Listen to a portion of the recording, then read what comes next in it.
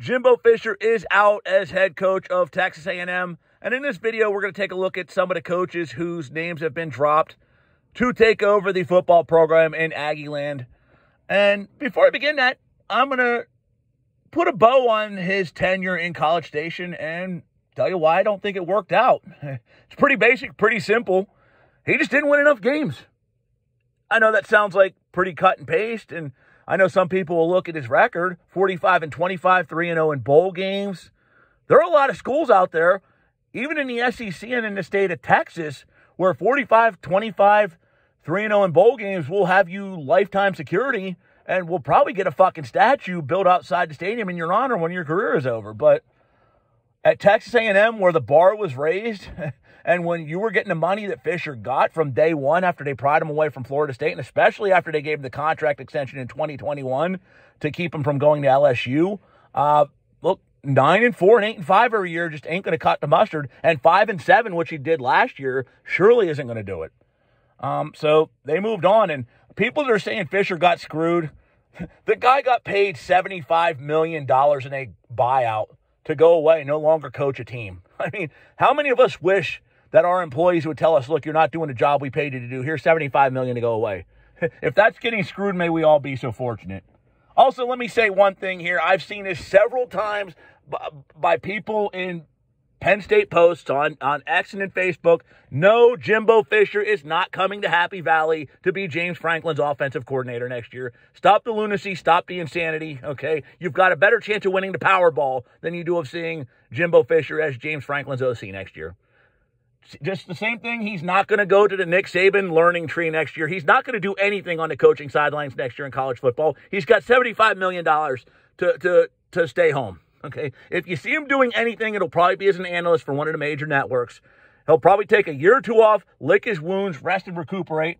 And if he does come back, I'm 99% certain it's going to be as a head coach somewhere. I mean, those that go to the Saban learning tree are ones that fell flat on their ass. Can you honestly say Fisher did that? The man won a natty at Florida State. The man was not that bad at Texas A&M. He just didn't win enough. He'll be a head coach somewhere else when he decides to come back to the sidelines. Maybe it'll never be at a high-profile position like Texas A&M again, but I could certainly see him being a head coach at somewhere like West Virginia, which is nothing to shake a stick at. So he'll be back, and it's certainly not going to be as somebody else's second. All right, let's take a look at these coaches whose names have been dropped so far. This is by Bruce Feldman, Pete Thamel, and some names I've seen on social media. All right, let's take a look at Pete Thamel's list. Number 1, Lane Kiffin. Makes a lot of sense. I mean, obviously, Lane is always going to be that hot girl at the dance that everybody wants to dance with and take home. I don't see this happening, though. And not because I think Lane is married to Ole Miss for the long term. I don't. I said last year when he signed that contract extension to stay at Ole Miss after the very public courtship with Auburn that he's not going to see the end of that contract. In fact, I don't think he's going to see the midway point of it. Furthermore, it wouldn't surprise me if he's gone within 2 years. But I don't think Texas A&M is it, and here's why. Aggie brass likes to put their hands in the cookie jar. They like to micromanage. They like to have a lot of say in what the coach does. If you know a damn thing about Lane Kiffin, that ain't his ball of wax. This is a man who wants full control. He likes to march to the beat of his own drum. He'd have a lot of resources in Texas A&M, make no mistake about it. He'd have more resources than he's ever had in his career, and I think he's reached his apex of what he's going to do in Ole Miss, but I could not see this marriage happening because I think he'd go nuts having so many people at A&M with their hands up his ass, no pun intended. I think he'd realize that very quickly, and I think he'd say no. Mike Elko of Duke. I think this is a perfect fit. I think he'd be a great coach. I think that's who A&M should really target because he's got familiarity with the program. And what he's done at Duke is nothing short of a fucking miracle because if you can win at that level at Duke, you can win anywhere. Here's where I don't think it'll work. Number 1, I don't think he's sexy enough of a name for A&M brass. I think the A&M fans will lose their minds if that's who they go with. I think this program, they want the pop and the sizzle, and unfairly, Mike Elko's not it. I mean, listen, pop and sizzle doesn't always win the dance. Mike Elko, I think, could win big there, but I think A&M people would get pissed off if that's who it is because, you know, you're bringing in Duke's coach. If this was college basketball, yeah, but I just don't know if he's a sexy enough name for them, and I think that's stupid fucking logic, but unfortunately it is what it is. Mike Norvell, not leaving Florida State. I think, if anything, he uses A&M for leverage to get a contract extension. In fact, I would not be surprised, ladies and gentlemen, if Texas A&M is this year's LSU in 2021, where this job is used for coaches to get contract extensions with their current schools. Yes, I know Jimbo left Florida State in 2017 to come to Texas A&M, but I cannot emphasize enough how frayed and fractured that relationship was between Jimbo Fisher and Florida State in 2017. Split was bound to happen. There's no problems that I know of between Norvell and Florida State. He's got them playing as high level of football as they've played since 2013 when Jameis Winston was there and Jimbo was coaching the team. They're probably going to make the playoffs. They could wind up playing for a national title. He's not going anywhere. Again, he will use this for leverage to get a contract extension. Jeff Traylor, UTSA. I'm going to say the same thing about him that I did about Elko, but on a much lower level. I mean, at least you could say what Elko, the guy's coaching at a fairly high level and coaching above his means in the ACC. Jeff Traylor, he knows the state of Texas like the back of his hands. This guy could recruit anybody to come to Texas A&M. He's got a track record in that state like nobody's business. We're talking UTSA's coach, folks. We're talking an AAC coach. That's going to be a very tough sell. People want sexy. They want pop. They want circumstance. Jeff Traylor would be pop and circumstance in the state of Texas, but would it appeal to the brass? Probably not. Kalen DeBoer. That would pop him. 21-2 in Washington. Has the Huskies likely going to the playoffs? I mean, they're playing great football, and he inherited a program that was a bit of a mess. I mean, the whole Jimmy Lake scenario was not good. Very good football, but here's the thing. I think DeBoer is much more of a Pacific Northwest guy than he is deep in the heart of Texas. I also think he's a guy that likes where he's at. I don't think he's one that's particularly looking to job hop. On top of it, they're moving to the Big Ten. Washington's going to have a lot more resources financially than they had in the Pac-12, which was falling apart at the seams, and we didn't even realize it. So he's another one. I could certainly see him entertaining the job offer to get leverage to go back to Washington and say, here's what A&M's offering me. Are you going to match it? And Washington's not stupid. They're going to say, yeah, here's we're going to match it. Here's what we're going to give you. And even if it's not exactly dollar for dollar, I think they're going to give him enough to where he sticks around. I don't think he takes his job. Dan Lanning, another interesting. Now, this is an interesting name, okay? I'm not going to say no right off the bat because Oregon has a shitty recent track record of keeping coaches. But, again, another school that's moving to the Big Ten.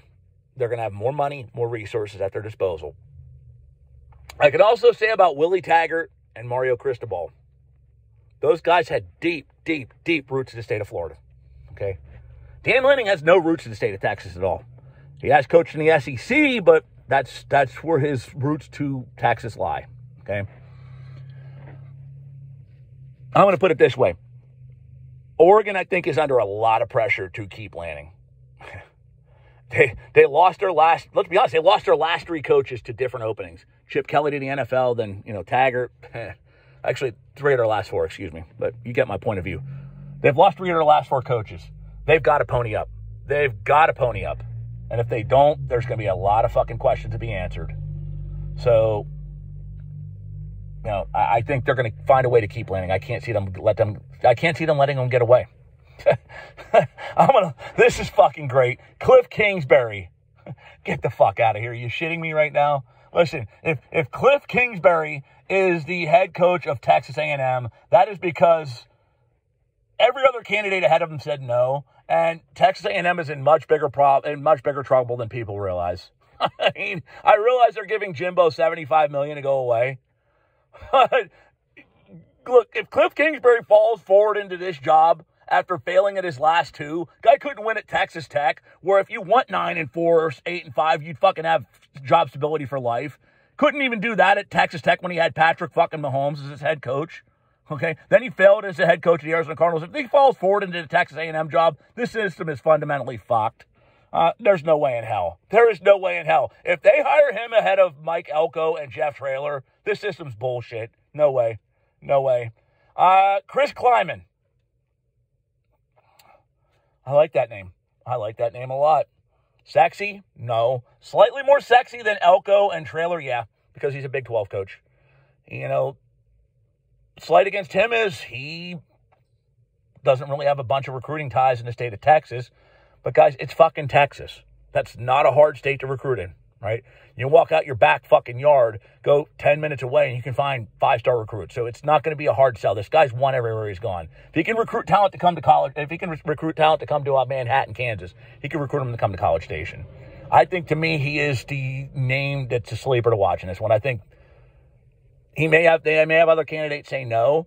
He may not be the sexiest name at the dance, but he is that, we'll call him that 8, okay? He may not be a 10, but he is the 8 that has potential to be the 10.